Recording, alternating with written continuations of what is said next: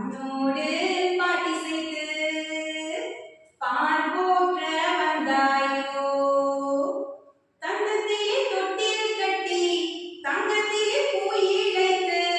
செல்லமாய் வந்து உதித்த சேர நாட்டு முத்தேனோ